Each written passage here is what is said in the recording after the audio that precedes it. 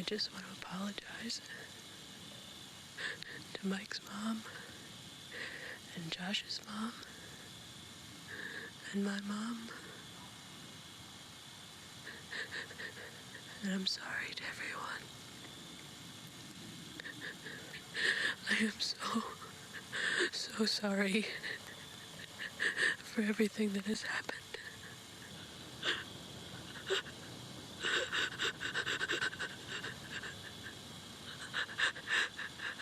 I'm scared to close my eyes. I'm scared to open them. I'm gonna die out here.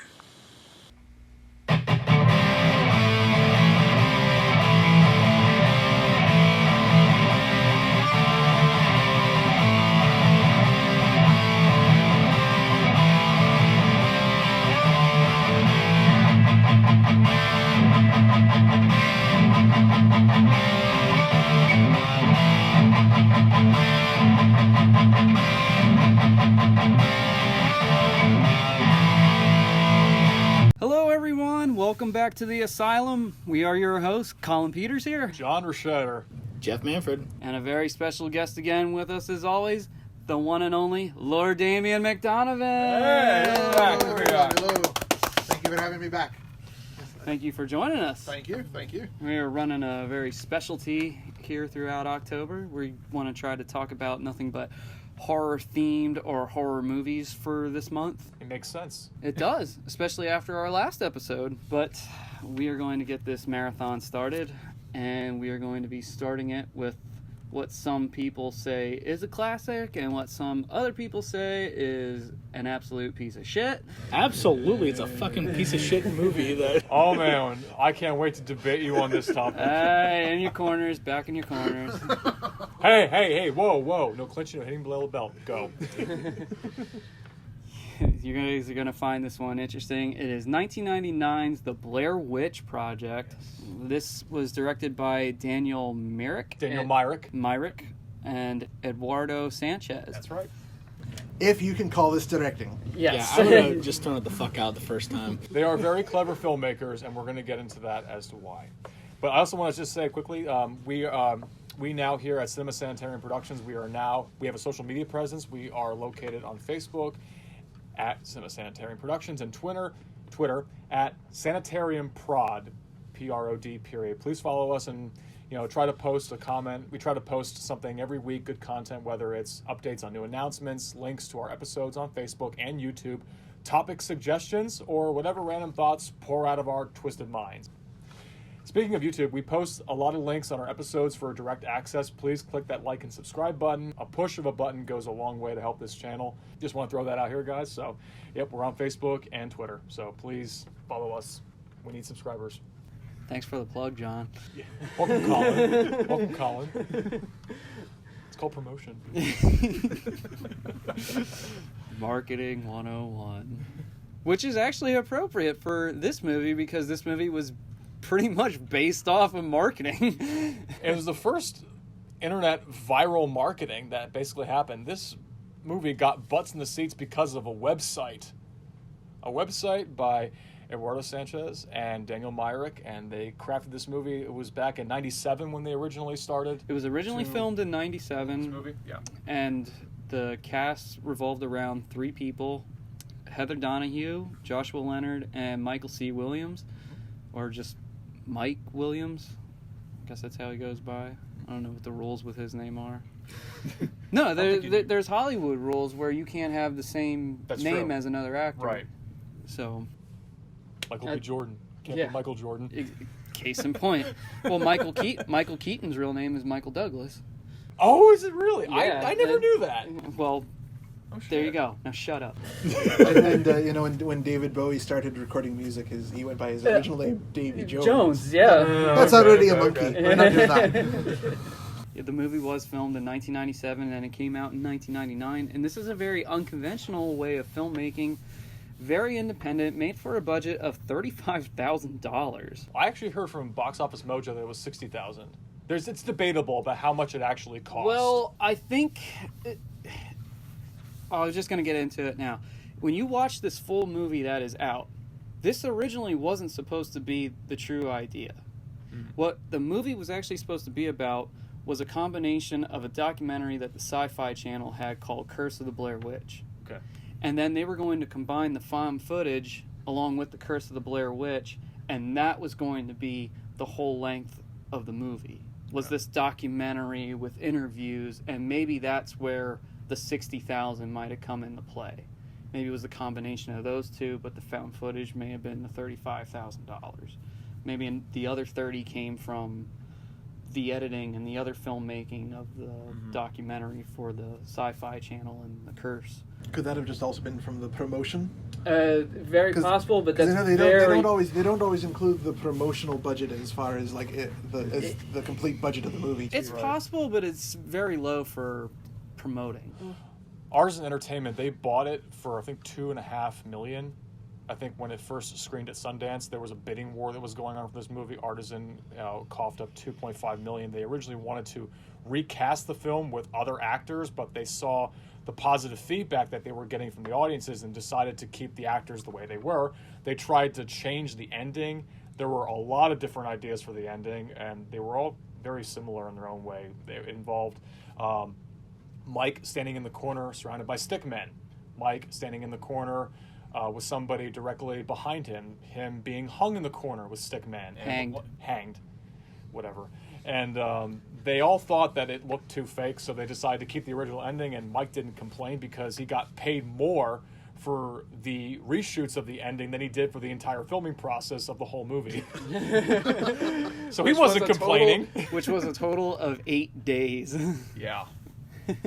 We should probably go into what the basic plot about what this movie is, how we try to start it off with. There's a plot to this movie? Yes, there's a plot to this Don't movie. fucking lie to people. Yes, there's a plot. Literally, it is 3 assholes lost in the woods. Here we go.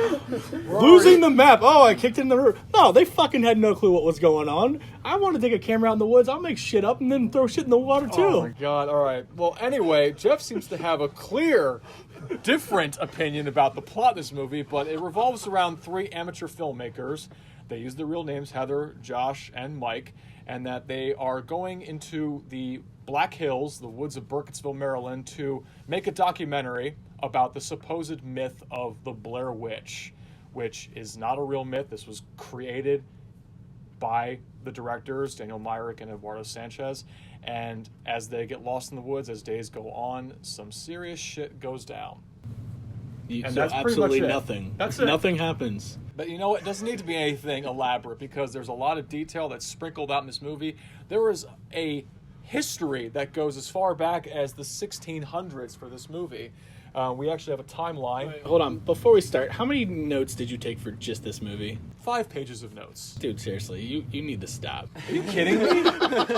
Would you take a paragraph? Nothing? Actually, I think I did the amount of times they said fuck in the movie and then wrote random shit down on a piece of paper. I didn't take any notes because I admittedly have never watched this whole movie through.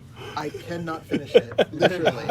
The shaky cam makes me nauseous, and that's me. And that's coming from a dead man. A preternatural vampire. No, I can't sit through this. I'm on Jeff's side here. I think this movie was Literally, he's sitting next to He's Jeff. sitting next to him as this is going on. There's a war going on actually right across now. from the table here. Hold on, did you guys do this on purpose? I only helped bring the bench in the rooms. I didn't segregate seats. I think you did. I sit in this corner all the time. That's true. we do literally sit in the same spot, though. That's true, we do. Yeah, I completely disagree. I really, really enjoy this movie. It's very inspirational for me. I watch this movie at least twice a year. And yes, I can see the look on your face, Jeff. I watch this movie twice a year because it's made from some very clever filmmakers, despite the fact that they haven't really gone on to do a whole lot of much after this movie because, like any great movie or any movie for that matter, there comes the backlash, but we'll get into that later. But yes, this all started with a website, theblairwitchproject.com. And back in the day, the internet was very new to a lot of people. People didn't really... Dial-up, yes. We had dial-up back then. People didn't really grasp as to how vast the internet could be. We were still getting used to it. But this movie basically invented the term viral because people were on the website. There were clues. about the mystery behind these missing filmmakers, about where they could possibly be. There was crime scene footage. There were fake interviews that were set up with police officers and local townsfolk trying to piece together about the history of the Blair Witch. And you can find this on the website. Go into like a search bar and BlairWitchProject.com, because if you type in just Blair Witch in the search bar, and it might bring you to the website for the new Blair Witch movie, which happened to me. We won't have to talk about that movie, but Please yeah, don't. we don't have to. It's fine. But this is just only a couple dates you really have to know that happened, or at least mentioned in this movie. But this goes all the way back to 1639. Colonel Nathan Blair founded the township of Blair, Maryland, but a week later he mysteriously dies in his sleep. And then almost 150 years later, a local woman named Ellie Kedward is accused of witchcraft and is labeled the Blair Witch. She was bound against a tree, burned alive. With her dying breath, she vowed revenge.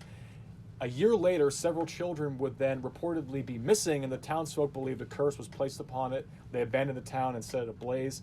1823, a group of new settlers founded the town of Burkittsville, Maryland, which is the name of the town that happens in the Blair Witch Project.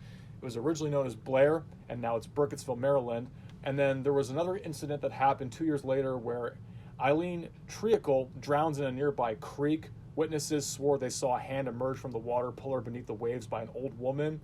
A search party a couple of years later is assembled to locate more missing children, and these search party members are disemboweled and turned into the shape of a pentagram, a 5-star. And this location would become known as Coffin Rock, which is one of the locations the filmmakers go to, a very important part in the movie. And then 1941, fast forwarding all the way into the 20th century, a local hermit named Rustin Parr confesses to the killing of 7 children who were then known as the Burkittsville 7. That same year, he was hung for his crimes and Hanged. I'm going to smack you in the face. You want to be on my side? That Proper same year, English. he was hanged for his crimes and said the Blair Witch made him do it. And then October 1994, 3 student filmmakers go missing in the woods in Burkittsville, Maryland. A 10-day search and 33,000 man-hours. The case was declared unsolved as their bodies were never found.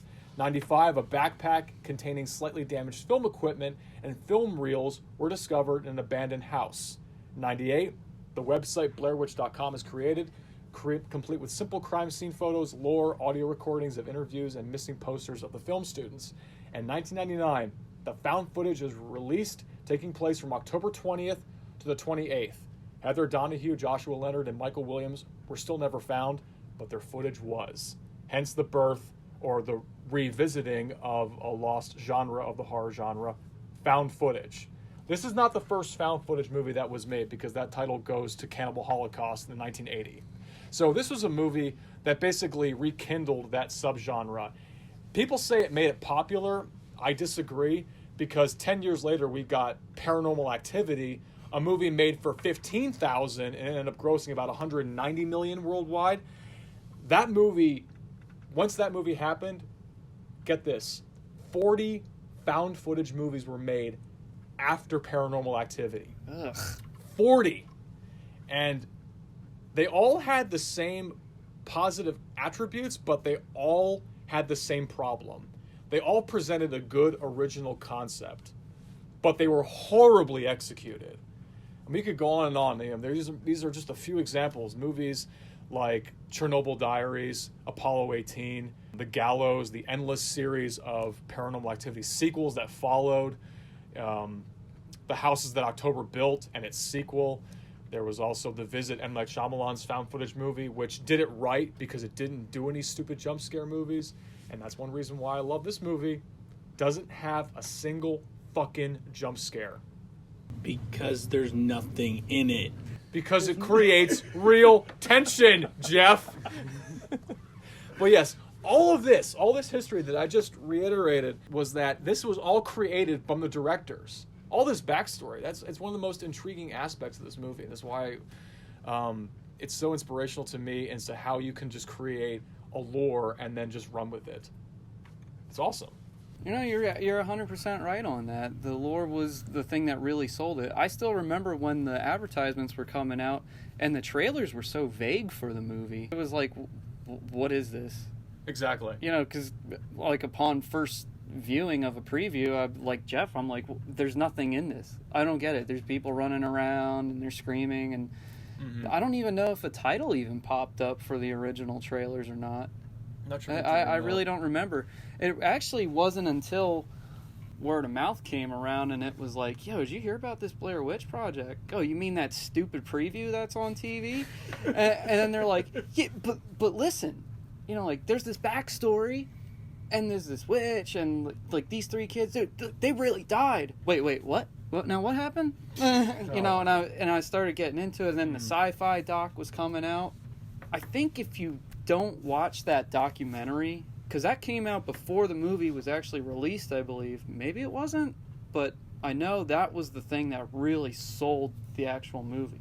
Because when I first saw this movie in the theater, I got all into the hype. I thought they really died. 40% of the audiences were convinced that it was real, that they actually saw was the internet was in its infancy, and people thought, well, the stories on here, they didn't think it was fake at the time. Yeah. And then when I saw the movie, I was like, that's it.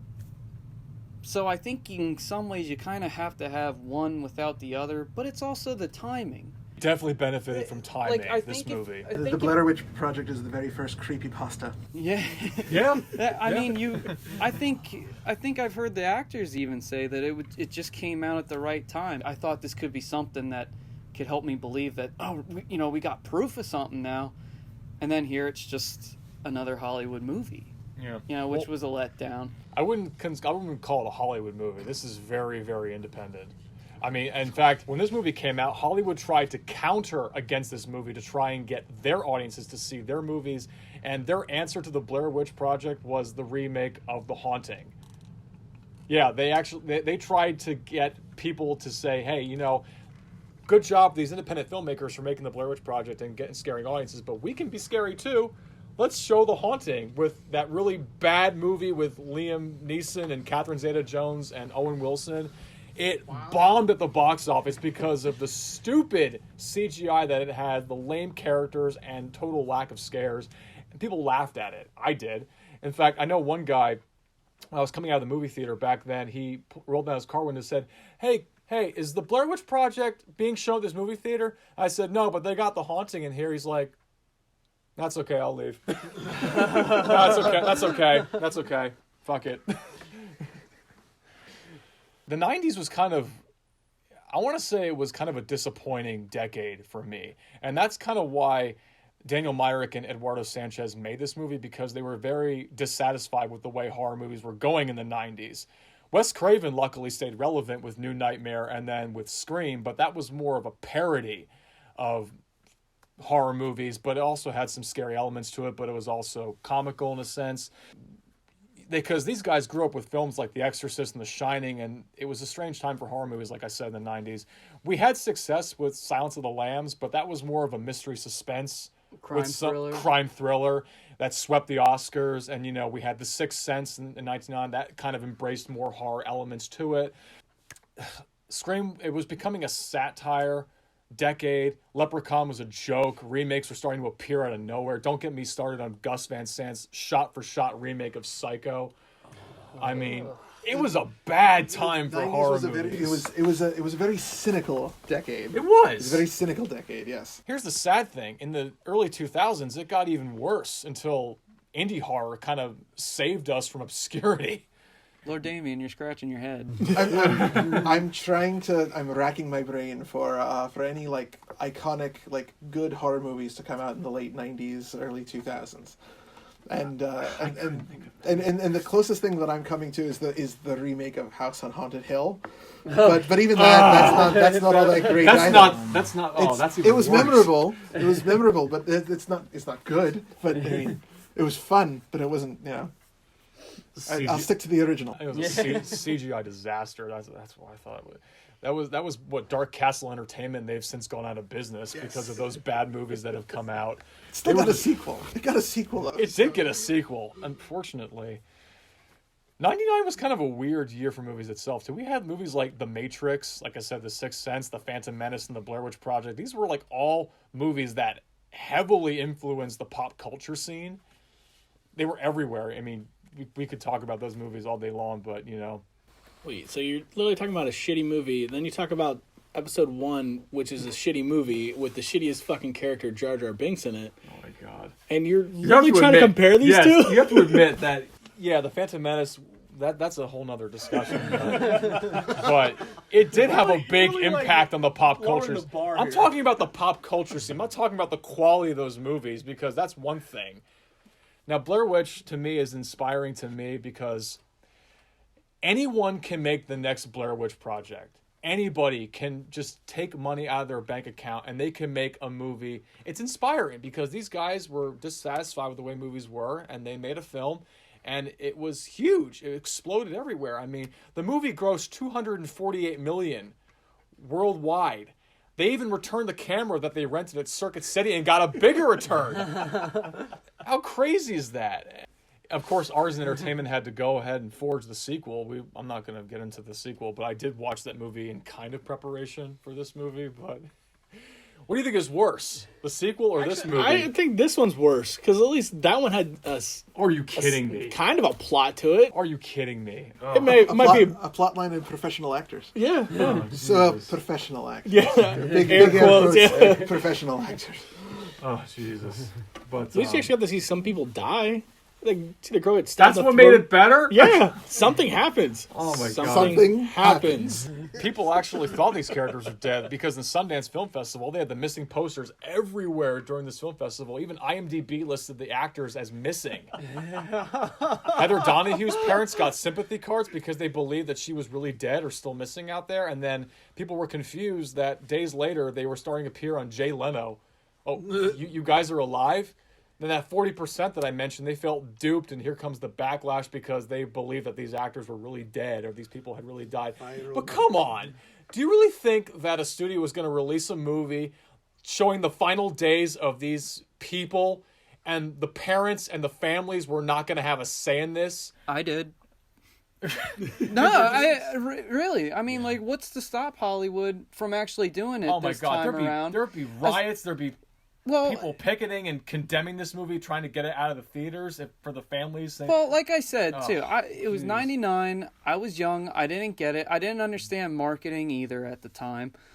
And you see the stuff on the news, and it's like, so what's the big deal if a Hollywood production company would buy up something and say, hey, we think we got proof of a supernatural, entity here, and it killed these people, and you know how Hollywood is. Make money off of it.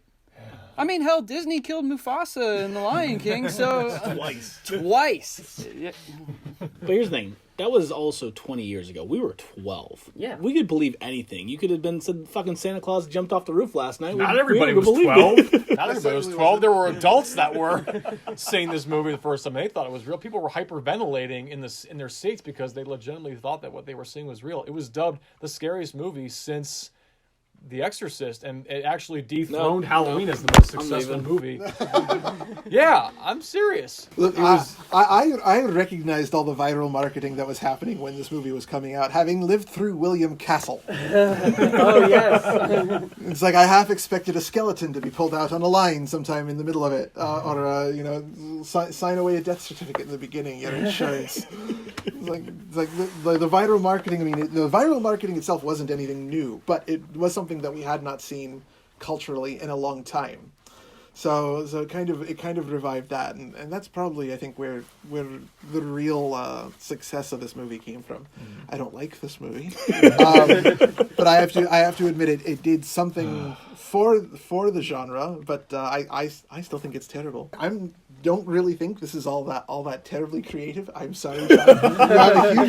You have a huge respect for this backstory. Hey, I've got 338 years to sell you here. You're not going to convince me this movie is bad because it's. I think the acting. I don't know how anyone saw this movie and thought that these were real people actually reacting to these situations. Some of this acting is so terrible. Are you kidding me? That's one of the best things about this movie is the that acting. The acting is terrible? The acting's amazing in this movie.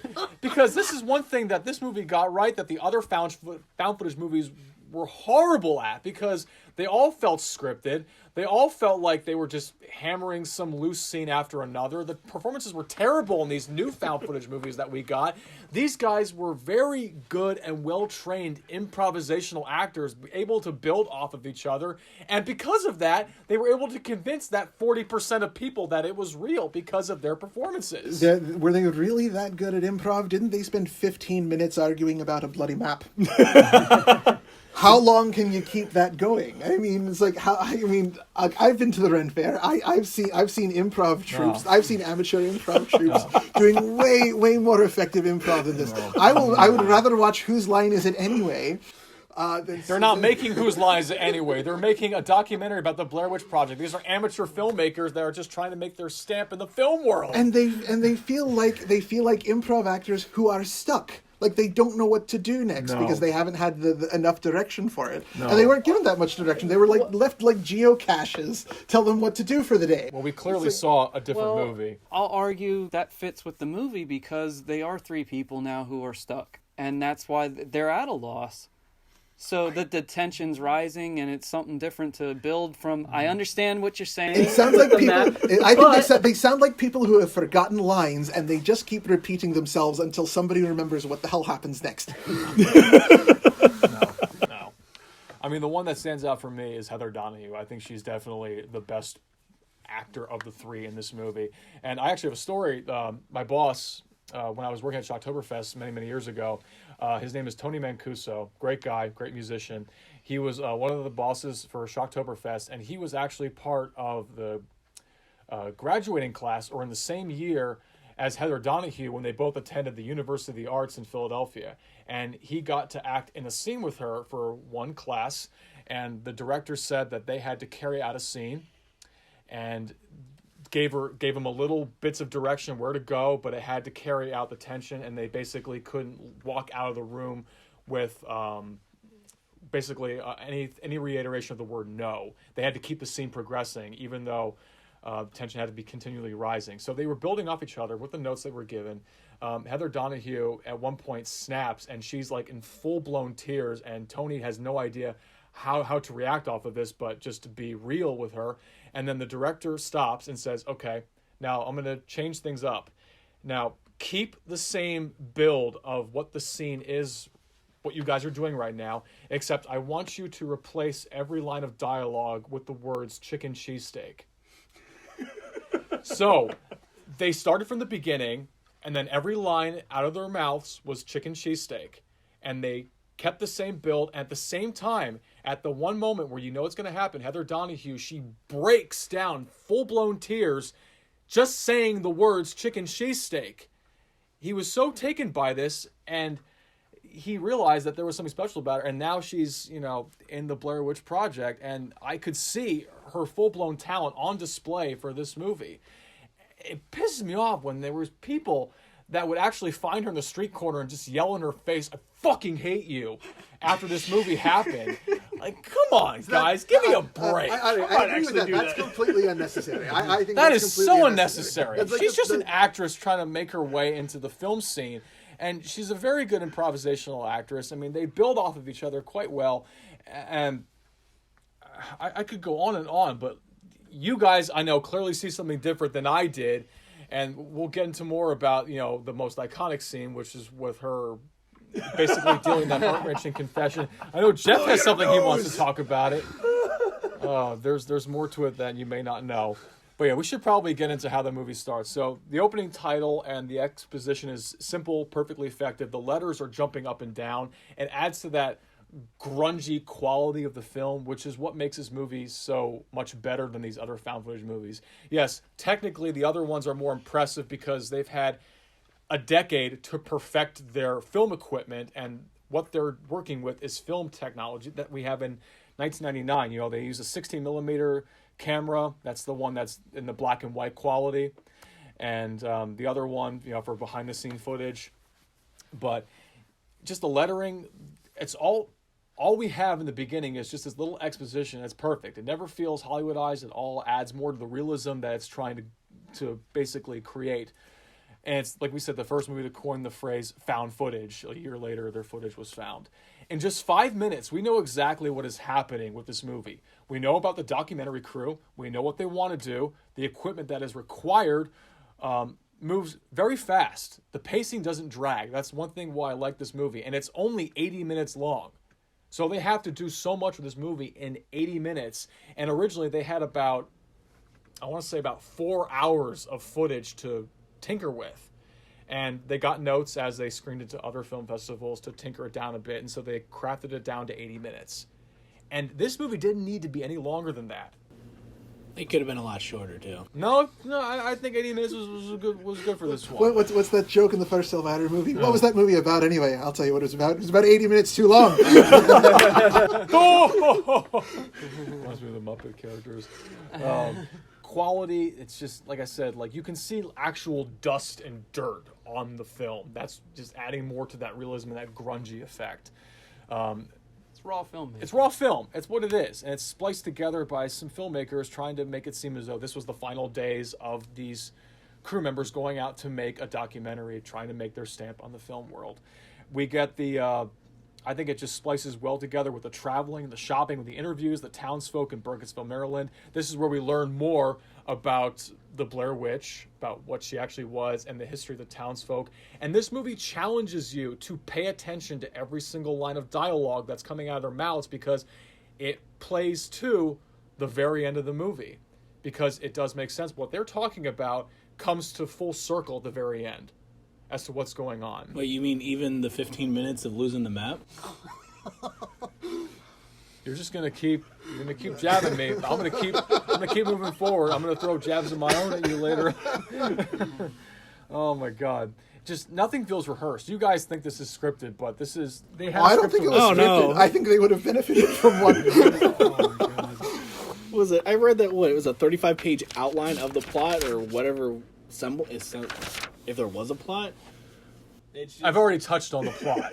We've already established the plot. It didn't need to be anything more than what the simplicity of it was. These guys, they work well off of each other, and like I said, it moves quickly. They get the first shot of the cemetery scene, talking about the Blair Witch and talking about the town of Burkittsville, Maryland, how it used to be known as Blair. They're driving in their car, and they're getting to their locations in the woods and the Black Hills, and their goal is to basically go to Coffin Rock. They encounter more people in the woods and talking more stories about their history with the Blair Witch, and the one that I brought up was Eileen Treacle, who was drowned in the river, the hand coming out. Guys don't want to talk about it.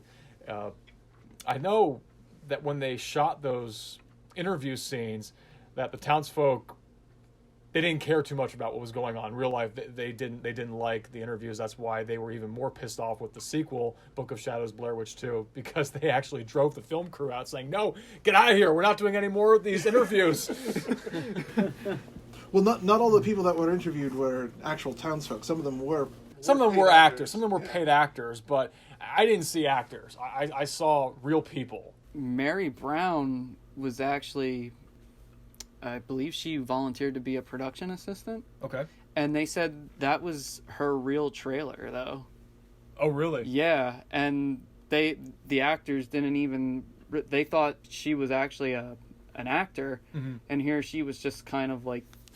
For anybody who doesn't know, the way the cast was directed was they just had these milk crates with little canisters with their initials on, and they would just have little dialogue say like, "Oh, you asked this and you're going to react to this," or "So and so is going to do this and you're going to say that," or whatever. You know, that's kind of how it was directed for them. Yeah. And when they went to her place, they thought she was an actress, and here this was a real place, and they're filming everything. And I think it was Josh Leonard who said he went to use their bathroom and was like totally creeped out because what you see that's like all creepy and weird is her legit trailer.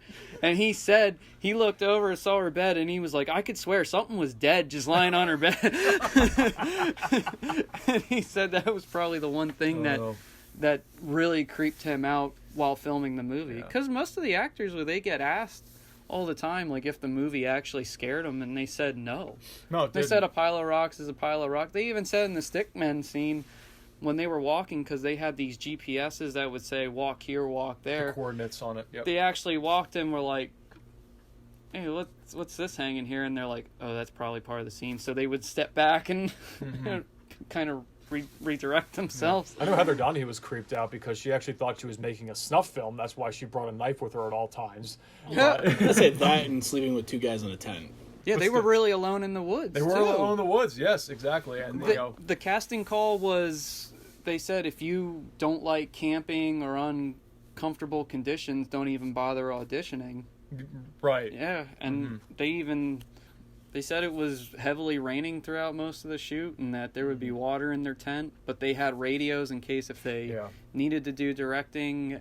And make sure they had plenty of water, even though the filmmakers would deliberately limit their rations every day to create that paranoia and that tendencies for them to lash out at each other because they were getting hungry. There was one night, they said, where it was raining super heavy, and I believe they had a significant amount of water in their 2 tent. 2 inches of water in their tent, yeah. And they said, we're not staying here. We're, gonna go out for the night. And I believe they went to somebody's house and they actually let them in and gave them hot cocoa. And the director said, you guys can stay there, but don't shower, don't bathe. Right.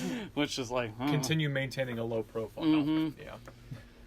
And they also said that where they hiked and stuff really wasn't as deep into the woods as what everybody thinks. You know, they It's said, only like a few hundred yards off the road. The house at the very end of the movie was actually in a different location, which is why there are some enthusiasts who actually go looking for the house in Maryland, and they keep saying, I'm in the woods and I can't find the house. And it's like, well, yeah, it's in a different location. That house has been since bulldozed because of vandalism.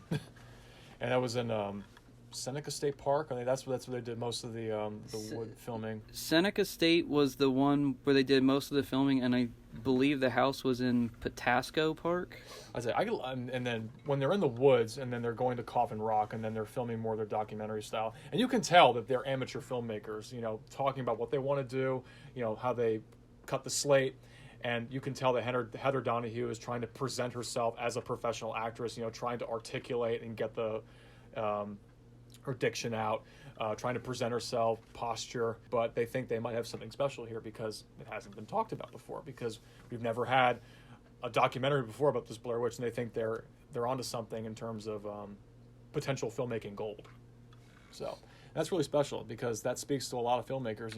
We're filmmakers. We want to make movies for a living. We love to do that for a career, and it's very passionate. And I can see that on their expressions. You can tell that they have the basic amount of film equipment, but they're excited that they're going on an adventure.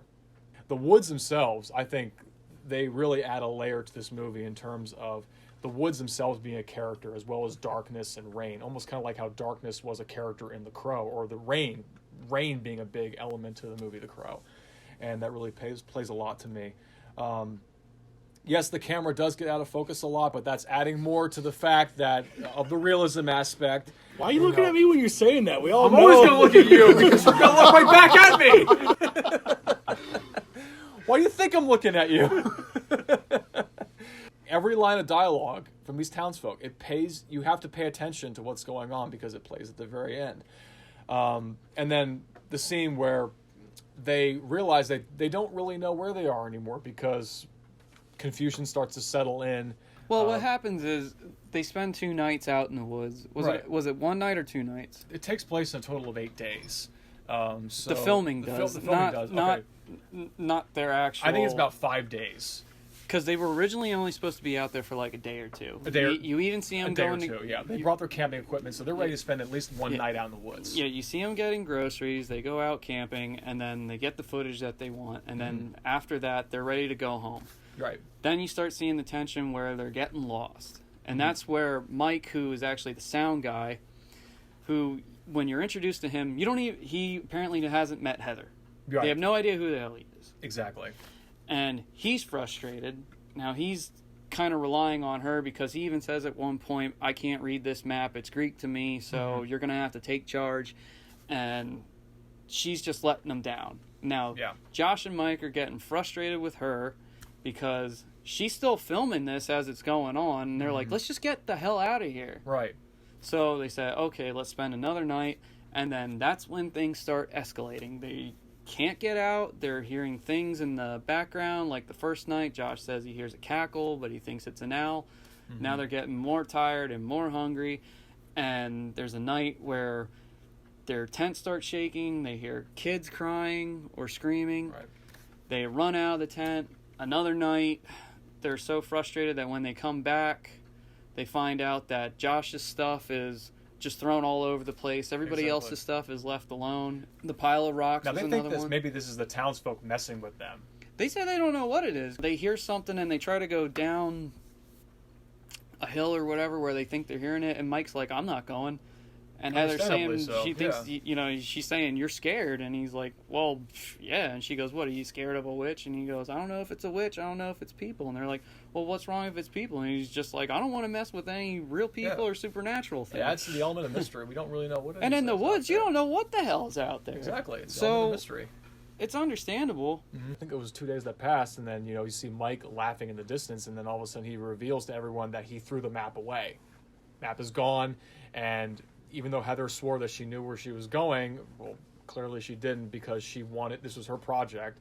And that's when shit really gets real, was when the map is gone, and now they really have no idea, because they're trying a different direction.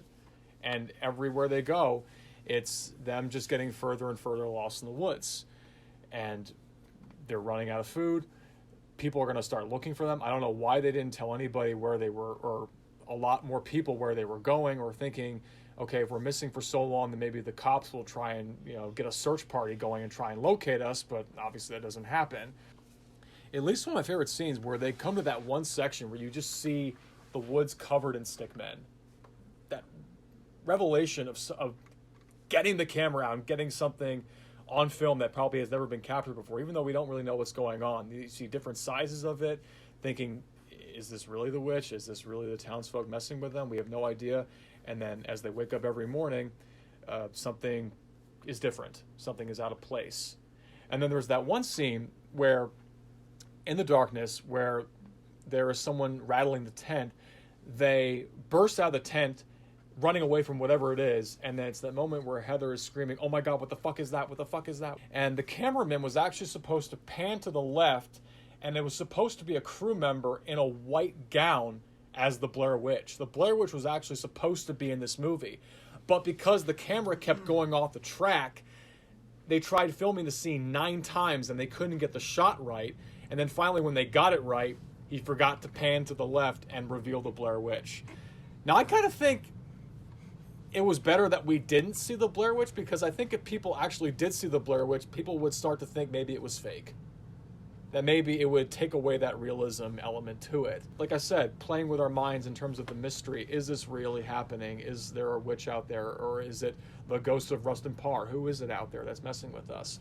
So I'm kind of glad that we didn't see the Blair Witch. What do you think about that, Jeff? Do you think we would have benefited from actually would you seeing like a to witch? have seen the Blair Witch in this movie? I would have liked to see something. It could have been an asshole in a fucking silhouette suit just standing there. I wouldn't have cared. Just give us something. Like, yeah, anything can happen with just noises.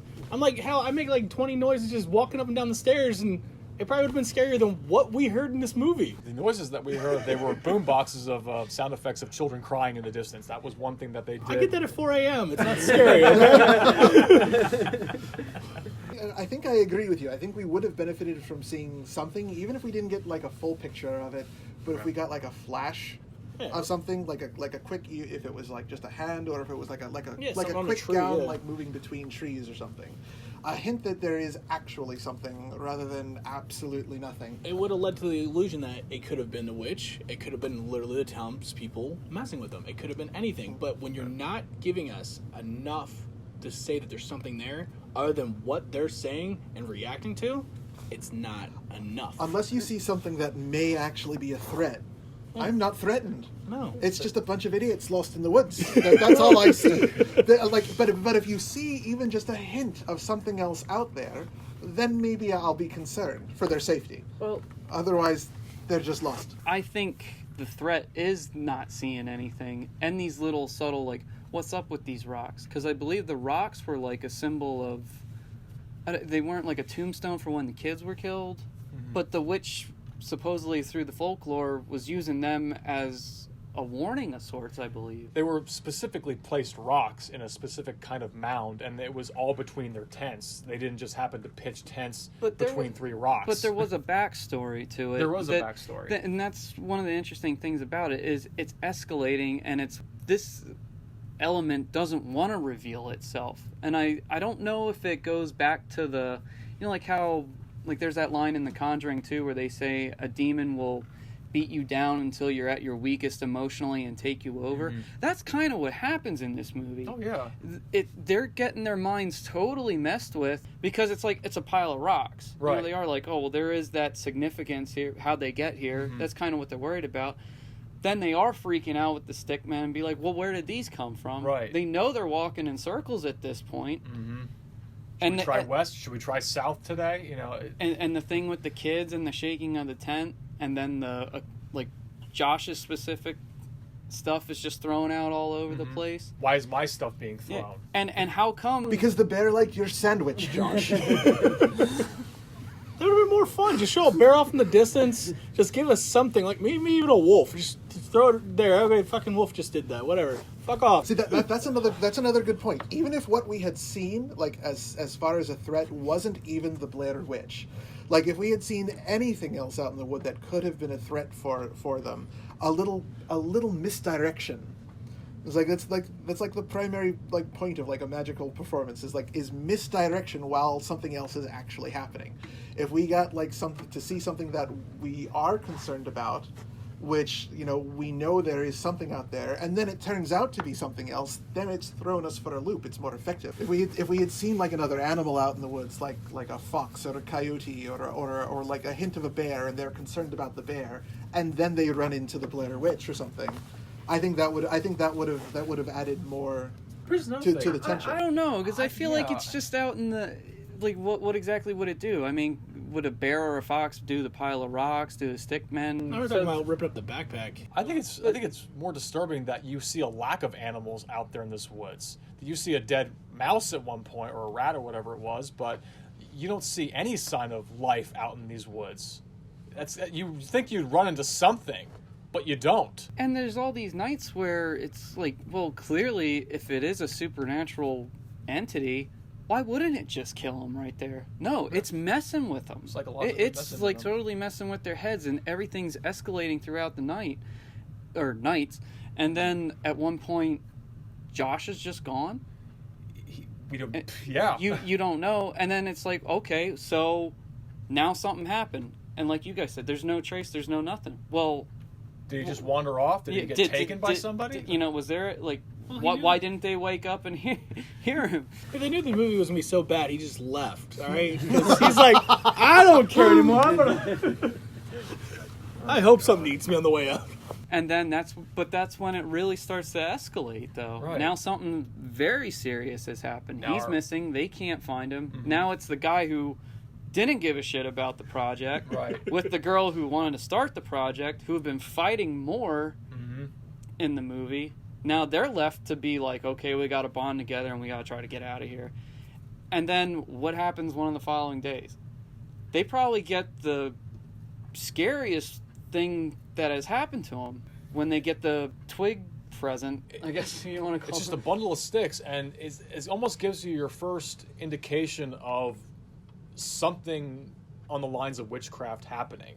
You see a bundle of sticks. You see a torn, shredded section of Josh's shirt wrapped in the bundle of sticks, along with blood and his hair, and then you see a tooth, and it's a real tooth. They actually got teeth from a dentist's office, and this is something that led to something that I didn't pick up on until a couple of days ago when I watched this movie. I was under the impression that it was just one tooth that was plucked from his mouth, but then there's a moment where the camera keeps rolling. She pulls a little bit more of the t-shirt fabric back, revealing more teeth. And his tongue. And then she throws it on the ground, and I'm like, oh God, he's probably got nothing left. He's mutilated now. He could be dead. He could still be alive, being tortured right now. And she doesn't want to tell Mike any of this because it'll probably freak him out even more. But she should. She's making some bad decisions, but she's scared, just like Mike. They're fearing for their lives. This is no longer about a movie. This is now about survival. just getting out and hopefully one day seeing your family again. Because they're thinking they're not going to get out of this alive because they just keep going in a circle. In fact, that's what happens that same day. They realize that's the same log a couple hours ago, and now we're back here again. And she's hyperventilating, and you can just feel the pain in her voice. We're never getting out of here, and this is where we're going to die, and this isn't good. And she's blaming herself. It is heartbreaking. And then that night, I'm going to get into this. For me, this is the most powerful moment. Originally, the camera, Heather was supposed to have the camera with her face in full frame, but she didn't line the camera up correctly, and it ended up being her nose and then the upper part of her head off to the side. And she's delivering this really heartfelt confession saying, yes, it was my fault. This was my project. I take full responsibility. I'm sorry for Josh's life. I'm sorry for his family, his sister. I'm scared to close my eyes. I'm scared to open them. I'm afraid that we're all going to die out here. And then you're just tears running down her face. It is devastating. I found it devastating. It's still the most iconic scene in this entire movie, and unfortunately it's the one scene that's the most parodied of all the other ridiculous parodies that this movie is, credited for, I guess. It's the original selfie. Original camera selfie. Let me take a selfie. I'm just saying, the angle at which she was holding the camera, even if it was zoomed in, was so far under her nose, I could drive a Mack truck up them because of how wide that is. This is an emotionally heart-wrenching scene, and all you can think about is her nostrils. That's all I could see. When I'm looking at the screen, and it takes up almost a quarter of my screen while I'm staring at it. Yeah, that's the first thing I'm going to notice. And then I'm going to start not listening to what she's saying because... You're missing the point. All the snot is going to run on my TV stand and on the floor because it's all there. Snot? They're tears. Are you kidding me?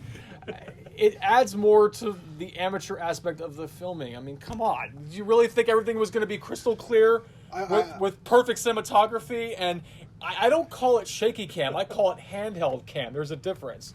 I think handheld cam is just holding the camera with your hands. Shaky cam is you just actually shaking the camera up and down, back and forth to try and create the effect that you're getting an adrenaline rush. After that emotional confession, we then get to the biggest reveal. They actually find something, a house.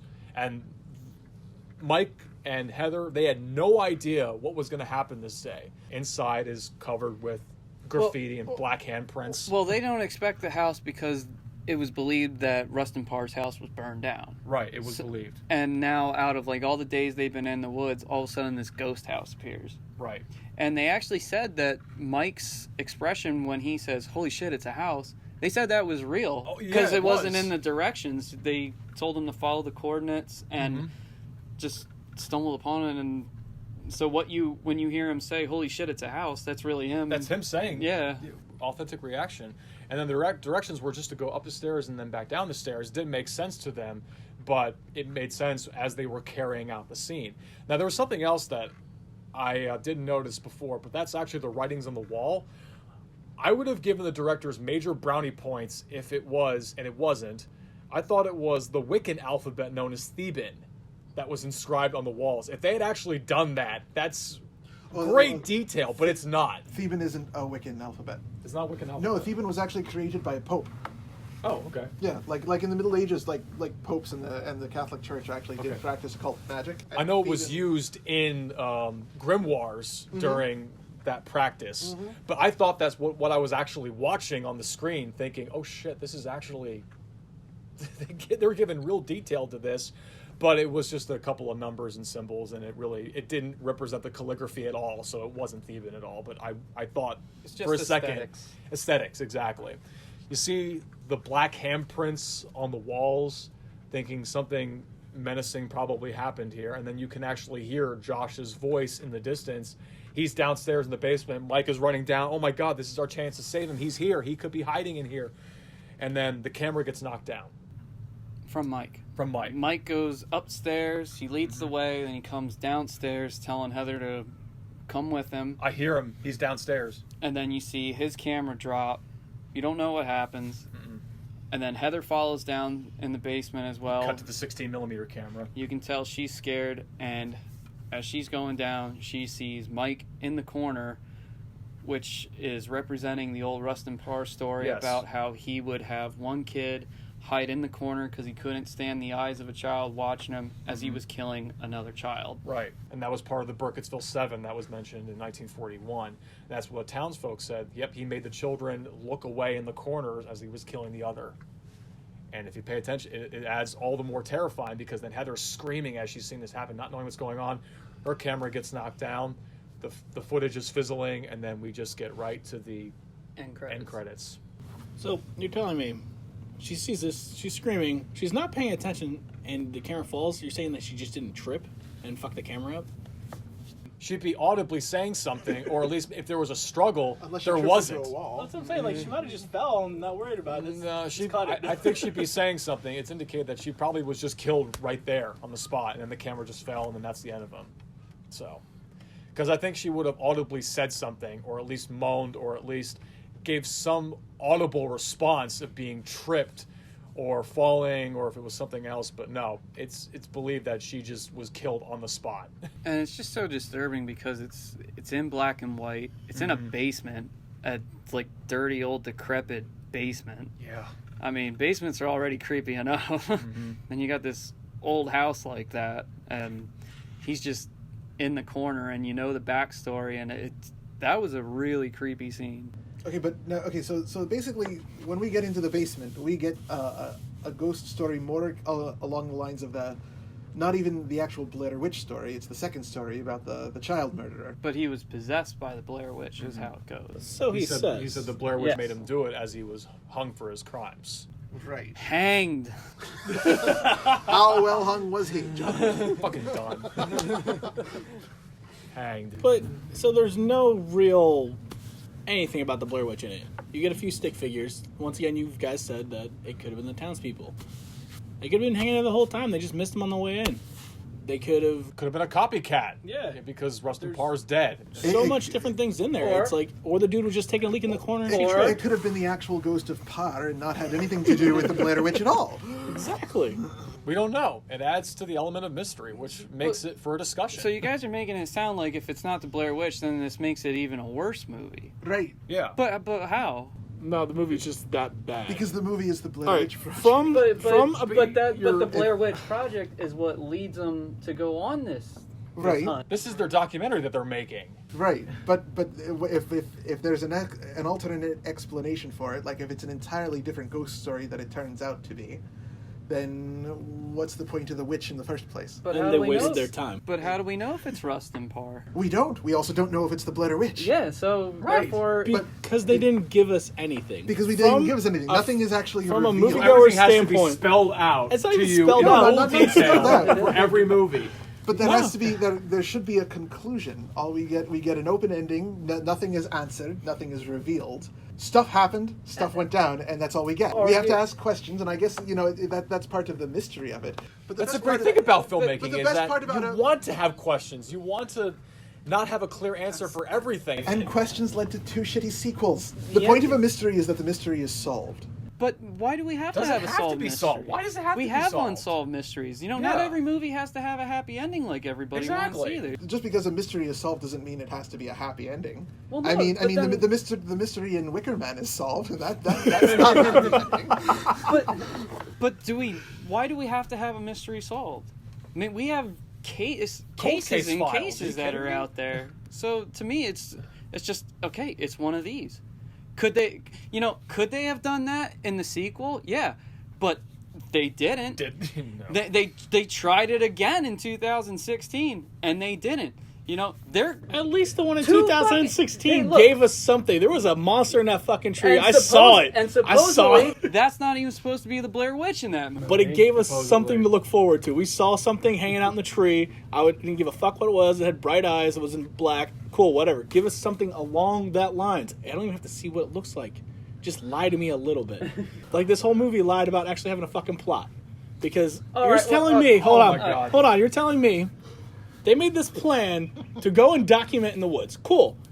If they were actual, smart people, which they don't seem like they are, they would have actually told at least 2 people they would have actually set up something. They did tell people. Joshua told his girlfriend where he was going to be. He did? told his work where they were going to be. Yeah, he said, I'm They taking knew off. where he was going to be. Then He why missed did they do work. anything? Nobody did shit in that Because movie. they couldn't, because they were lost in the woods with no cell phones. Oh my Nothing God. happens for 80 fucking minutes. Even that last thing where she fucking walks on the dude pissing in the corner, and then the camera falls. That's how the movie ends. I thought the dude was taking a leak the first time I saw this movie. I was 12. And seriously though, I thought he was pissing. And I'm like, what happens? The camera cuts out. He was pissing. He pissed away 80 minutes of your time. Yeah, his hands were just at his side. He's just letting it hang out. Yeah, and dude, pee. you ever do that? And then you would be seeing on the ground a piss puddle, and there was There was too nothing much there. shadow. That's your excuse. There was too much shadow. The 16mm black and white camera didn't show the puddle that was on screen. He was writing on the wall with it. Yeah. Oh my He was God. right, I'm the Blair Witch would have been an easier thing to understand than nothing happening. I saw more of them being assholes to each other than actual anything of a relationship between them.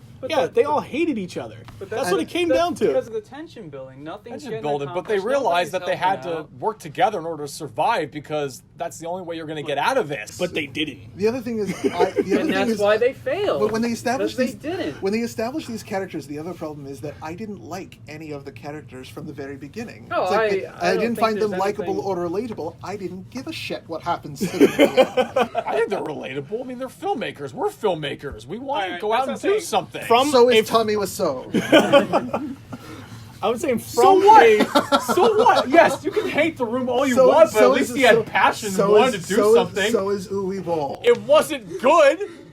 That man's insulting. No, that man makes movies to piss people off. Yes, he does. Deliberately to piss people off. And cheat Germany out of tax money. No, he makes movies to say, fuck you, I can make movies, and not give a shit about what he's actually making. These guys, Daniel Myrick and Eduardo Sanchez, wanted to make a movie because they cared and believed about what they wanted to make. There was passion. I agree that maybe the directors had a passion and a vision, but I don't think it was very well executed. When you don't have passion, you to make make more something, money. it sucks. And you're hated for it. I do have an interesting film theory that I did find about the movie. It might actually be more to you guys' taste. And whoever did this, he has a YouTube channel just called Film Theories. I forget who the host is. But he did his homework really well, and he said, what if there was never a Blair Witch?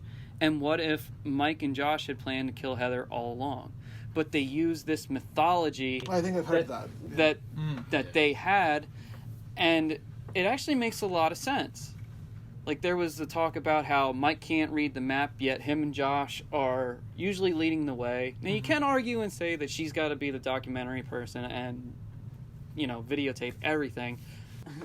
I can kind of see that, because when Mike is going down the basement saying Josh, his camera gets knocked down, and then Josh pulls him aside, and then Josh is the one that takes out Heather when she goes down. He takes the lead. He finds the house. He says, let's go upstairs. And then he says, let's go downstairs. Mm-hmm. She doesn't know anything about No. it. How did he find the house exactly? Right. But as far as we're led to believe, it's a ghost house. And from the viral marketing, Heather has a diary that supposedly was with them and that they found, and that they said, I guess there was some sort of love tension between her and Josh before. Okay. And how in this diary that it says something about he's not listening to her. So there is some sort of like maybe more off the camera stuff that this diary is saying.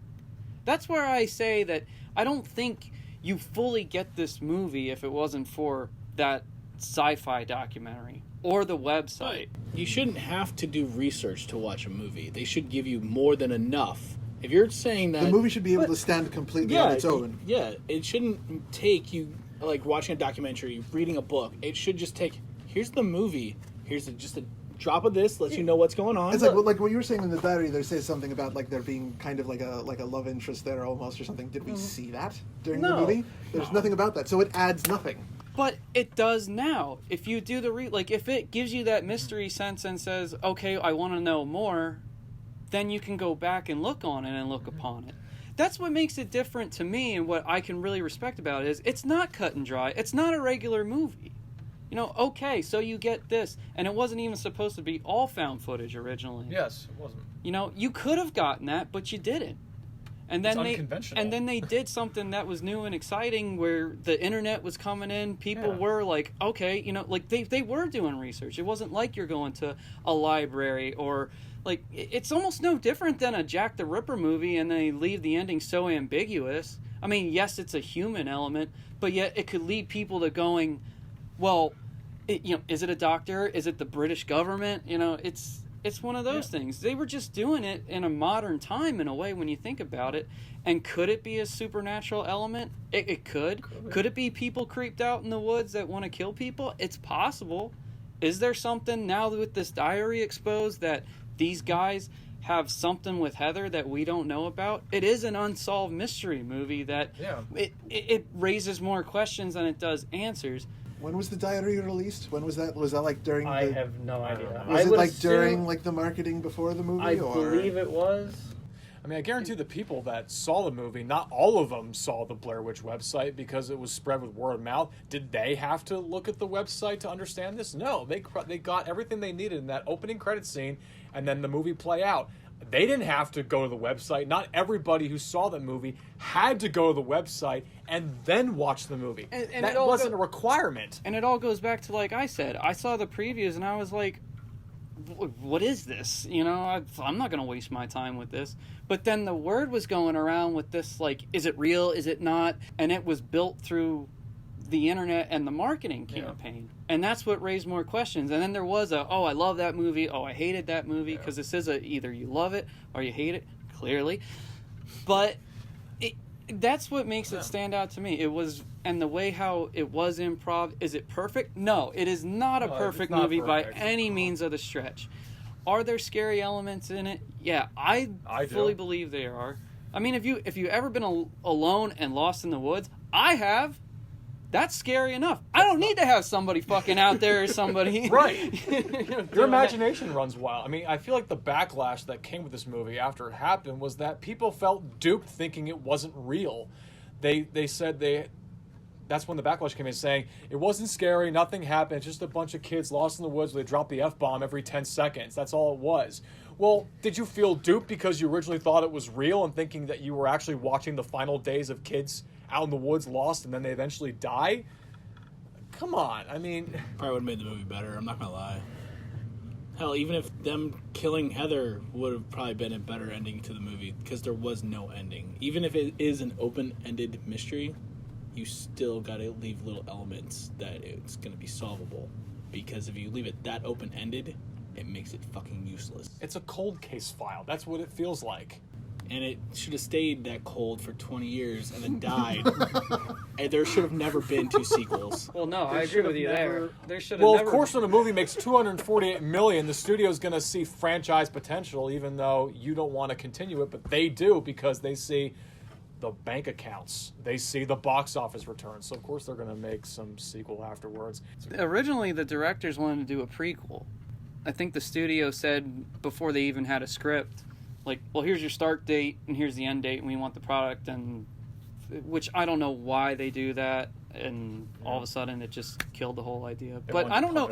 But I don't even see the reason for that anyway, because they already gave the backstory in the documentary. Right. So, to me, because having a prequel would then give us the ultimate rule of filmmaking: show, don't tell.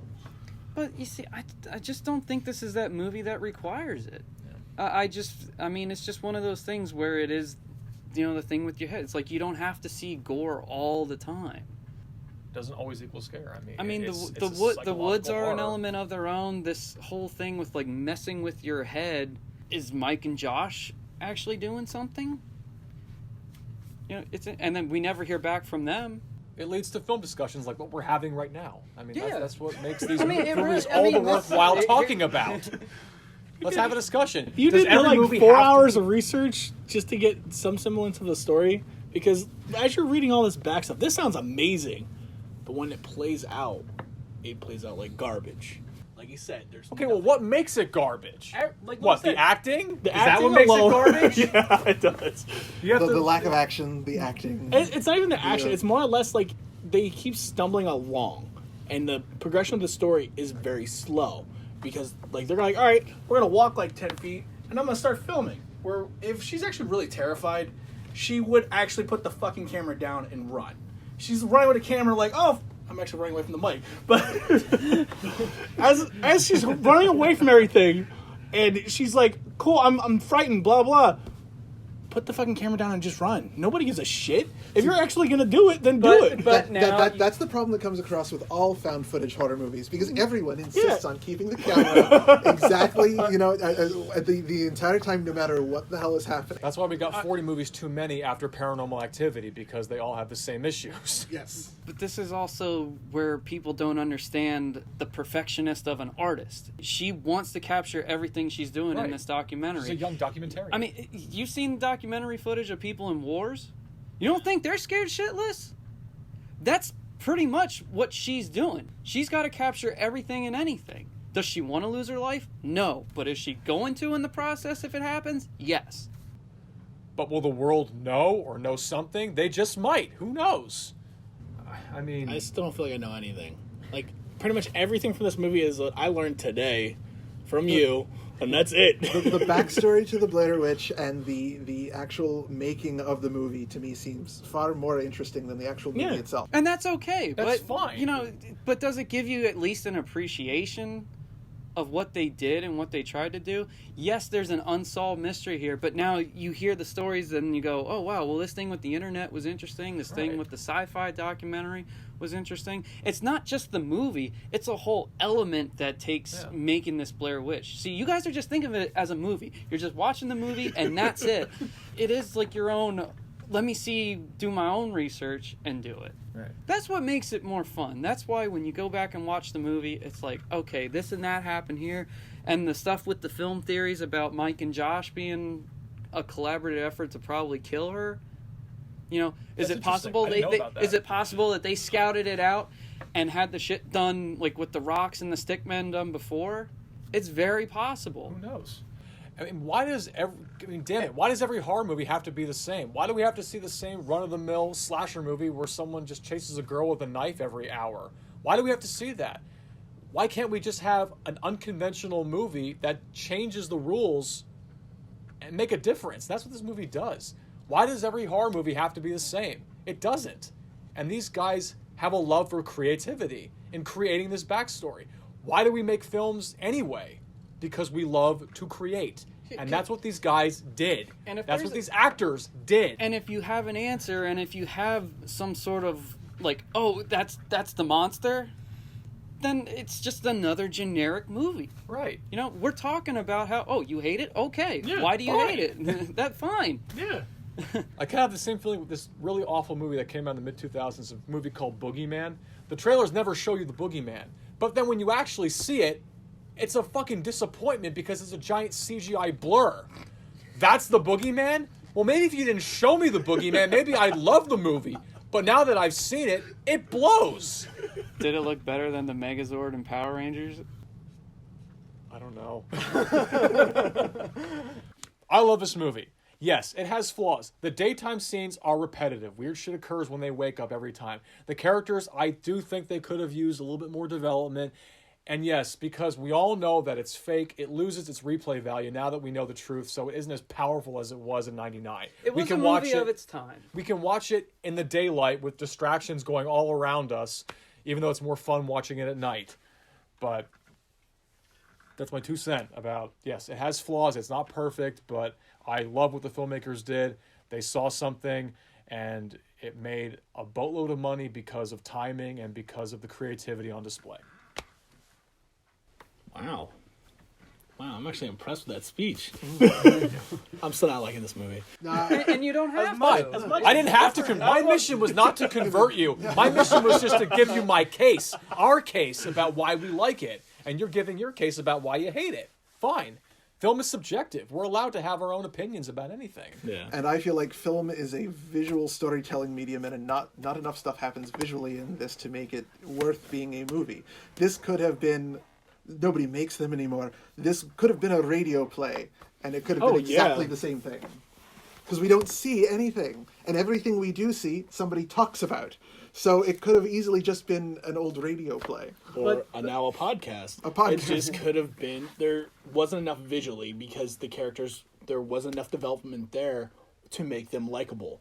So, like, when stuff starts happening, I'm like, ooh, yeah, whatever. Okay. Like you said, it is a radio play. And like I said, it was the story that I heard that originally got me.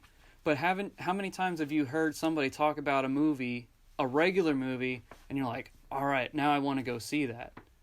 That's what Blair Witch is. So you listen to it and you hear about it, but not everybody's telling you, like, oh, you got to see the sci-fi documentary first. Like, if you don't, you're going to watch it and be like, what the fuck?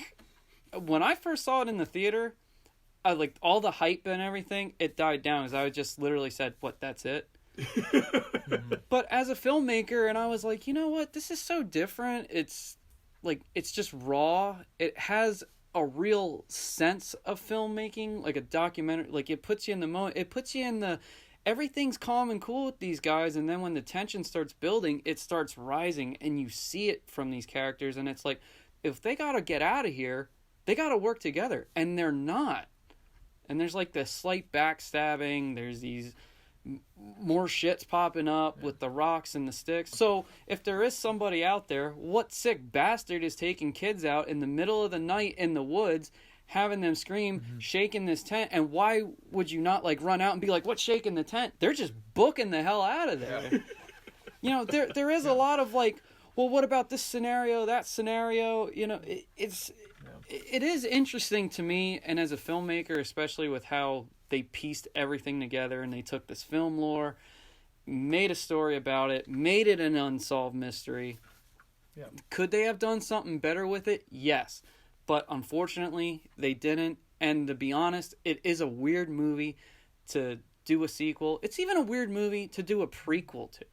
Because we already have the documentary, so we know the backstory. Right. I think a prequel movie sounds actually like a perfect idea. The story about I think it would if this one Potter- didn't Potter- come out. what- Rustin Parr. Yeah, if the movie had been about him, and then we had this previous legend already existing about the Blair Witch, and then the witch actually does possess him, and he starts murdering the children, and we get it progressive as like he becomes worse and worse throughout the movie, and it becomes obvious that the witch is possessing him. I think that would make a much better movie. Kind of like how Jack Nicholson in The Shining, you Exactly. basically saw the dark under his eyes. You saw his whole manner was changing. It would have given us something more. The only issue I have with that is because it's the case where, hey, remember that story that we've all been told and we know about? Well, here's how it happened.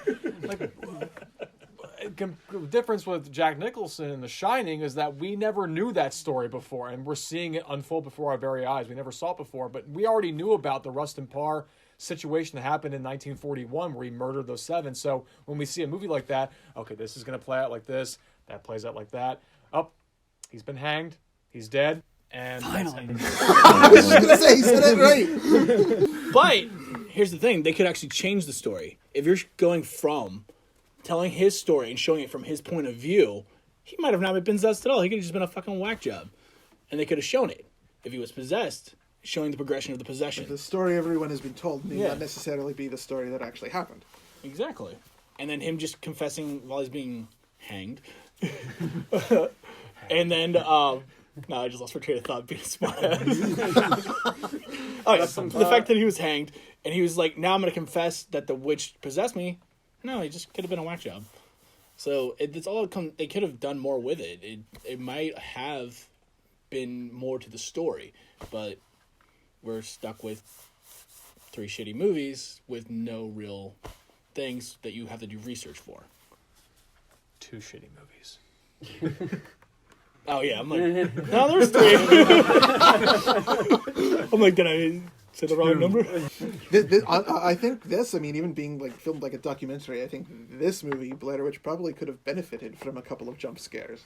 Yeah, it could have just been a cat. I don't know, just a raccoon, squirrel, anything. Especially because the jump scare works because you're distracted and something just randomly happens. Being a documentary crew and having 3 people with a bunch of cameras, anything could just pop out at any second. So a jump scare would almost be more warranted and expected in a case like this. It's like your camera is looking one way, obviously you're going to turn and you're going to see something there. That's a jump scare. Especially being lost in the woods at night. There's going to be something there no matter what. Even if it's just a random tree branch just comes flying over, you don't need a sound. You're just like, oh shit. One random owl. Yeah. It's the only thing you see. But that's what adds the creepy aspect, is the fact that there's really no living life in these woods. Doesn't that make it more mysterious that they haven't seen a squirrel or a raccoon or anything that's living out there besides them? Not necessarily. Why are all the animals gone? Why is there nothing out here in this woods except trees and us? Because they smell like society. No birds, no animals, nothing. What's going on out here? Did something kill them all? Sorry, I'm suddenly having deja vu. No, I don't mean to bring everything up, but I'm suddenly having deja vu. This is very strange. Never mind. No, don't. Just keep going. Keep going. Somebody say something random. Favorite scenes? Should we go into the favorite scenes? It looks like there probably might not be a couple of It them. might just be from Colin and I, but My favorite scene's when they get to the house, because that to me is like the full-on element that, I mean, you know something's going to happen. And also, I have a thing for serious distaste with kid abuse. Like Wes Craven said when he was creating Freddy Krueger, he said that he made him a child pedophile, and that harming children is probably like the lowest of the lowest thing you can do. And when you saw the handprints on the house, it made me mad. It's like I just wanted to like find whatever it was and just be like, you're fucking dead. Yeah. Because I absolutely I cannot tell you how much I cannot stand kid abuse, whether mental or physical or any kind of abuse. Nothing to a kid should happen. And seeing that, it makes me mad. It creeps me out, because it's like, well, what kind of struggling were they doing? Were they running away? Or like, were like several of them running away? And that was them like trying to like claw their way out of that place, but yet something still had them. I mean, it's my favorite scene, but it's also like my least favorite scene in a way, because it's the most disturbing. This is the scene you find the most effective. Yes. I have two, but I'm going to lean more towards Heather's heartbreaking, emotional reveal at the very end, leading into the house in the reveal. Stop laughing, Jeff. I'm trying to talk. And then the other scene when they get the reveal of the stick men surrounding them in the woods, that they're all different sizes and shapes. It really gives a cool layer to, we could be the first people seeing this, and now we're revealing it on camera, and those who ever get the chance to watch this are seeing it for the first time themselves too. It's an element of discovery. I thought that was really cool. But I would say my favorite scene overall is her confession in the camera, and then leading into the house and their unfortunate end. I think they were the most effective moments in the movie. Do you guys have a favorite scene? The end credits. You stole it from me. I'm just gonna say it took me 3.5 hours to watch an 80-minute movie. So that proves right there I don't have a favorite scene, because I'd rather do housework and play with my daughter than actually watch this fucking movie. And now just listen to yourself. You said you'd rather play with your daughter than watch this movie. Exactly. Who wouldn't? See, you proved my point. But not doing housework instead of watching a movie seems more enjoyable than watching this movie. Come on, man. It's been 20 years since I've seen this from the original time. And I'm now like, why the fuck did I fucking believe this? Oh yeah, I was 12. And seriously, it's still fucking garbage. But what's wrong with that? You believed it at one point and caught your attention, but yet you're like, okay, that's it. All right, well, I'm done. But There you go. It's scratched. I mean, not everybody who was 12 saw that movie. There were adults that saw that movie and thought it was real. So, people that were pissed off because it played on their ignorance, but so what? But it also shows how forgettable it really is. 20 years, do you think I would have remembered? I could have remembered something. I remember it being a movie at this point. And then watching it again, I was like, I was disappointed. I'm like, I remember this actually being good at some point. This movie will never be forgettable. You can try all you want. I don't think this will ever be forgettable. That's sort of the opposite of how I felt. You know, I listened to the backstory. I mean, I thought everything about the story was so interesting, with the Rustin Parr, with who they assumed is the witch, hearing the stories that the people in the town had that were going through the documentary, how there's this documentary of something that could be possibly true supernatural elements caught on film. It was like the first documentary that I can think of that we had where it was like, oh, you know, they're actually looking for something and they're getting messed with, that it could be real. Is it a movie that flows well with the times? No. It has aged out. It has its flaws. But as a filmmaker and as a film fan, I can really appreciate the effort and the way the film was made. Yes. And how they did use black and white and color, and that they saved the black and white for last, and that was the majority of the house. Were there too many fucks in it? Yes, there were. Here's the thing, like, you guys are looking from a filmmaker's point of view. Yes, you guys give a lot of good points. But from a movie watcher's point of view, it's going to be totally different. You're seeing how it's produced, you're seeing how it's written, you're seeing how much passion they put into it. They literally put so much effort into to make this movie look amazing, and it's not. That's where the downfall is. Like, yes, it's shot amazing. It even sounds amazing. But when the story doesn't play out, there is nothing there. Like, even if it is a cold case mystery, you got no likable characters. Nobody gives a shit what happens. Like, yeah, you guys argue. Whatever, there's a little bit of tension, but there's nothing enough to keep anybody interested. So that's the point of view, I guess, we're coming from, is the fact that, yes, it could be a well-made piece of shit, but eventually it's still a piece of shit. It's one of those movies that you can tell it around the campfire and it piques your interest. Like, I think the story, no matter what, will still pique somebody's interest. And now with how they know it's a movie and the viral campaign that it had and the money it made, it's like, oh, okay. But it's one of those things where the story is probably better than the movie, which is possible. You know, I mean, do you get like, do you like the story? But do you like the story? Let me ask you guys this: do you like the story? Like, between whatever the hell her name is, and then Rustin Parr with the kid. No, the witch. So the backstory. Elliot. You're asking us if we like the Yes, backstory. we enjoyed the backstory. We enjoyed the backstory. We enjoyed John telling us the backstory now more than we did watching the movie. It took longer. And how it goes into this documentary thing. Like, there's an like oh, it's still out there. You know, that's really interesting because it's like, oh yeah, it is still. And it was a good time because we're finally getting like handheld cameras to actually explore something that people go, it's supernatural, there's no such thing as witches or something. It was an element like that, and it kind of piques your interest. Could it just be the story that's great? Yeah, and the story itself could scare you. Now, could you watch the movie? It could be one of those things where, like, the book is better than the movie, is basically what I'm saying. But, you know, this movie gave birth to that, and it still piqued interest, and at the end of it all, you may not like the movie for the movie itself, but it's always about the story. Without the story, there is no movie. There is no director. There are no actors. You can project anything you want. Then write a book. He'll probably would have done a better job. Hell, There are books. Yeah. There are books about this. That's where it needed to stay. That's it, man. We're good. Here's a book. This is what it's about. Good luck. Don't waste 80 minutes. All right? I'm encouraging anybody listening to this, please give us movies a chance if you haven't seen it before.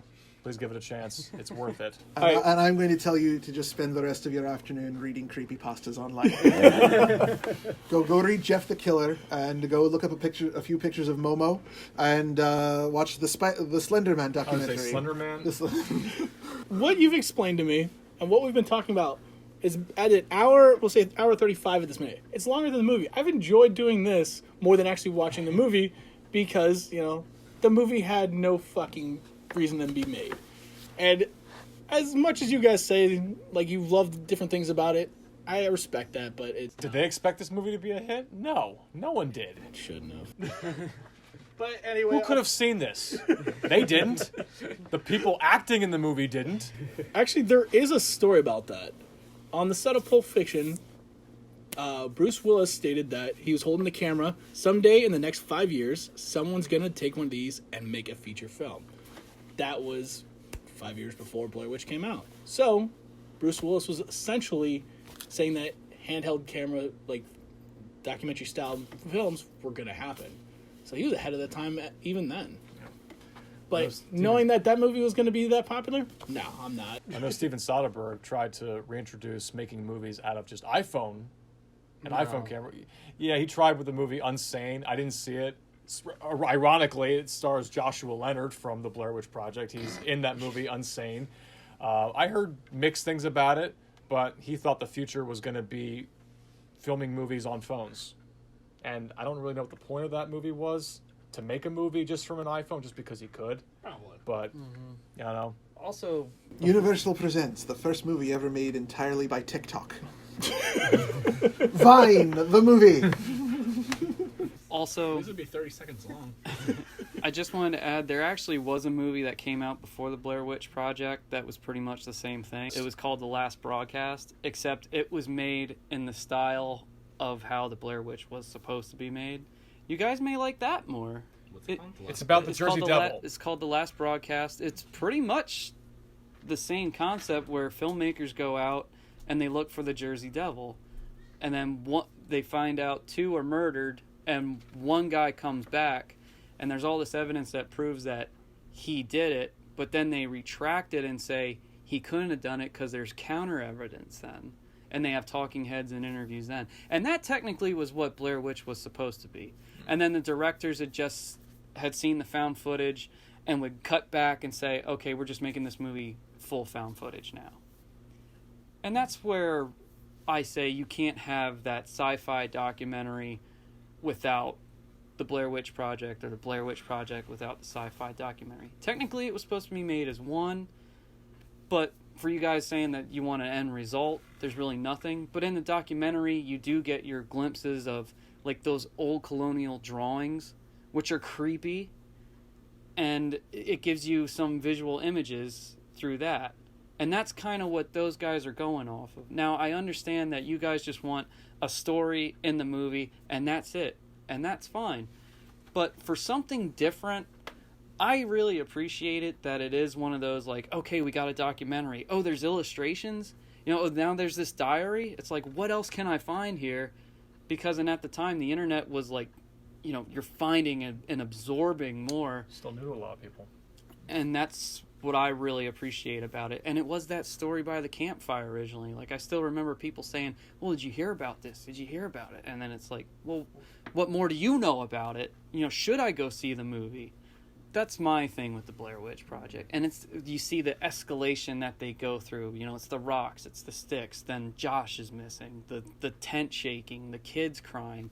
I mean, that alone, like I said, I can't stand children getting hurt.